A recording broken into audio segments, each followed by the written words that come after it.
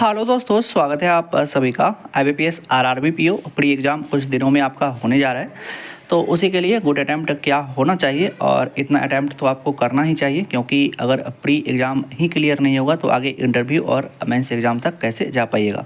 तो इसी के लिए क्या अटैम्प्ट गुड अटैम्प्ट रहना चाहिए, उसी के बारे में बात करने वाले हैं। तो वीडियो में लास्ट तक अब बने रहिएगा। और दोस्तों, अगर वीडियो अच्छा लगता है तो एक लाइक वीडियो को दे दीजिएगा, और अगर चैनल पर नए आए होंगे, बराबर वीडियो देखते होंगे, वीडियो अच्छा लगता होगा तो चैनल को सब्सक्राइब कर लीजिएगा। अब चलिए ज़्यादा समय नहीं लेते हैं और बात करते हैं IBPS RRB एग्ज़ाम के बारे में।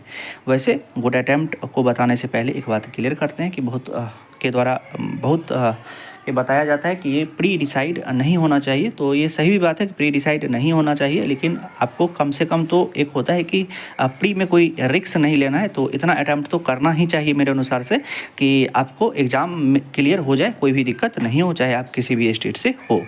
अब चलिए बात कर लेते हैं गुड अटैम्प्ट सेफ अटैम्प्ट के बारे में।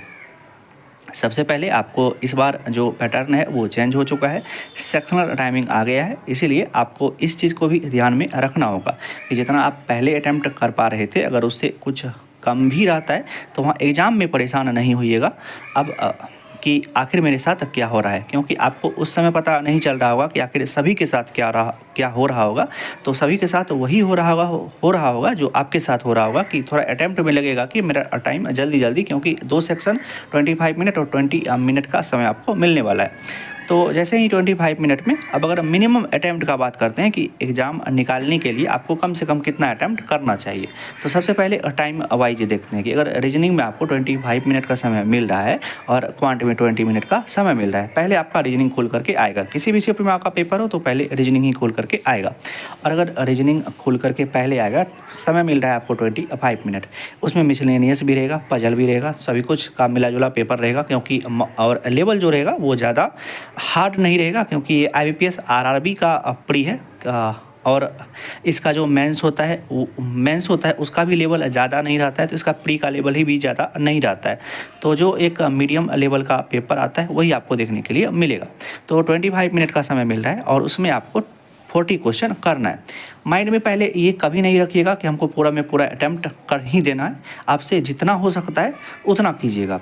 और ये माइंड में कभी नहीं रखिएगा, क्योंकि इस बार सेक्शनल टाइमिंग है। पहले क्या होता था कि आपको 25 मिनट का कोई रिस्ट्रिक्शन नहीं रहता था, तो आराम से लोग बच्चे 40 अटैम्प्ट कर लेते थे, भले ही उनको समय 30 मिनट लग जाए, 31 मिनट लग जाए, तो उनका अटैम्प्ट 40 आउट ऑफ 40 हो जाता था। लेकिन अब वही 25 मिनट का तो एक रिस्ट्रिक्शन आ गया है।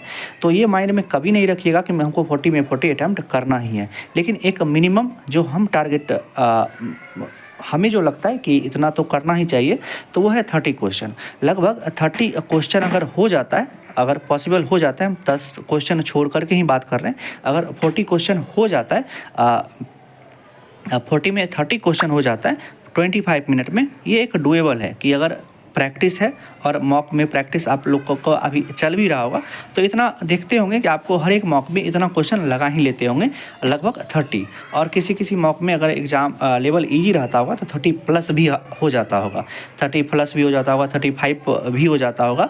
तो ये मॉक पर डिपेंड करता होगा। अगर मॉक का लेवल हार्ड रहता होगा तो 25-27 भी अटैम्प्ट होता होगा। तो हम जो एक मीडियम लेकर के चले कि लेवल जो रहेगा वो मीडियम रहेगा, तो 25 मिनट में 30 अटैम्प्ट हो जाना चाहिए, चाहे अगर आपका प्रिपरेशन अगर ठीक ठाक रहा होगा तब।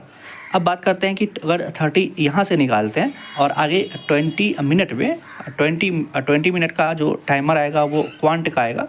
तो अगर 20 मिनट में आप 20 भी स्कोर करते हैं, मतलब 20 मिनट में 20 ही क्वेश्चन करते हैं, हम ज़्यादा नहीं किए हैं कि 20 क्वेश्चन आप छोड़ ही दिए, तब पर भी आप मिनिमम आपका अटैम्प्ट 50 हो जाएगा। और इसमें एक्यूरेसी रहेगा ही आपका, क्योंकि ये इंग्लिश नहीं है, और जो आपका आंसर आएगा आप वही उसी को क्लिक कीजिएगा, कोई भी तुक्का इसमें नहीं मारता होगा।